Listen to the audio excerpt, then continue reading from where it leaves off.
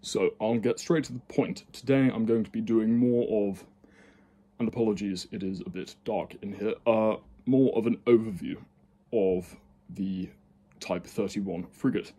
So I'm going to start off with a little bit of history on the project. So the program had a sort of contract, the competitive design phase of the contract. The deadline was, I believe, the 10th of December 2018. And you have three groups competing. So the first one, and the winner, Babcock, accompanied by BMT and Thales, which is the Type 31 frigate, you know, the Arrowhead 140 design. Then there was, obviously, as with sort of any British military contract, BAE Systems, who were accompanied by Camel Laird, and they had their Leander design. And then Atlas Electronic UK and ThyssenKrupp Marine Systems, which had a design more based around the already existing German MEKO, M-E-K-O, A200 design. So for the contract, it was £250 million per ship agreed, and the overall programme to be set at £2 billion of cost to the UK government, or the MOD rather, with, I believe, given that Babcock is the major partner within the programme, with 1.25 billion of value going directly to Babcock. So, in regard to what's really going on with the project, the first ship is to be launched in 2023, but they're really coming into service in 2027. You know, it's a design based more, Arrowhead 140 is based more on the Ivo Houteveld class frigate design, which I think is by the Dutch Navy, I want to say, not quite sure. But in regard to what it's meant to be a sort of lower end ship, more off-the-shelf design, and that's really, you know, I'd say largely where its charm comes in. While it does sit between the sort of higher end capabilities of the Type 26 frigate and the Type 45 destroyer, which, you know, the Type 45 destroyer is pretty all-encompassing for roles. As I say, its charm really comes from its configurability.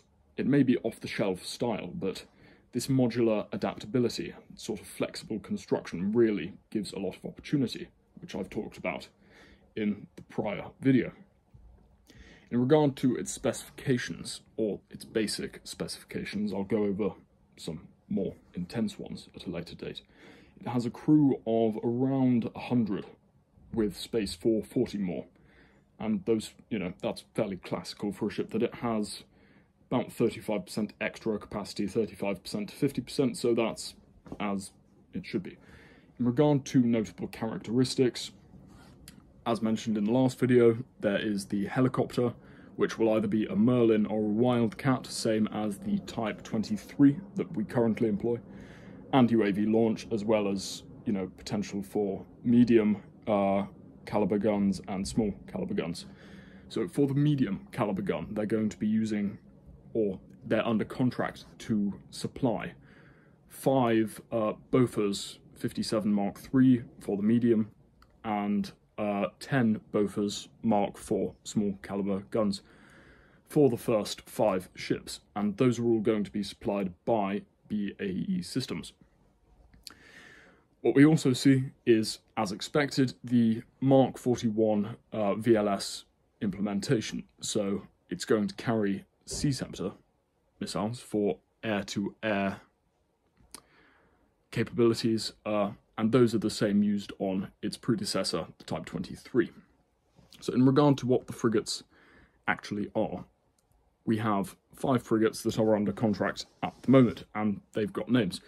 So there's Active, which is named after the Type 21 frigate that served in the Falklands War, which symbolises sort of, they all have symbolise, I guess you'd say they represent something that the MOD is aiming for. So Active, Falklands War Type 21 frigate, it symbolises forward development of ships overseas and deployment. Bulldog, named after the World War II B-class destroyer, it's a famous ship, obviously. It captured the important German sub with the Enigma machine on it, and that's really meant to symbolise operations and innovation within the North Atlantic. Then there is Formidable, which is named after HMS Formidable, the illustrious class aircraft carrier of World War II, which is, again, incredibly famous.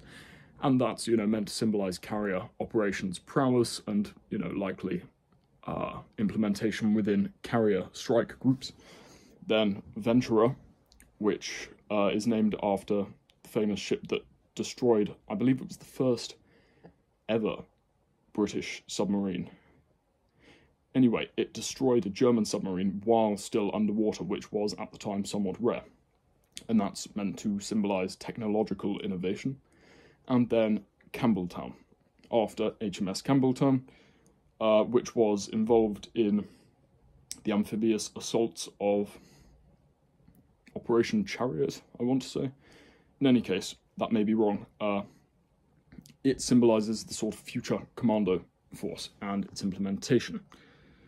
So, I think I'm going to leave it at that. That is just a really basic overview. I'm going to go over components now, so starting with the Mark 41 VLS system.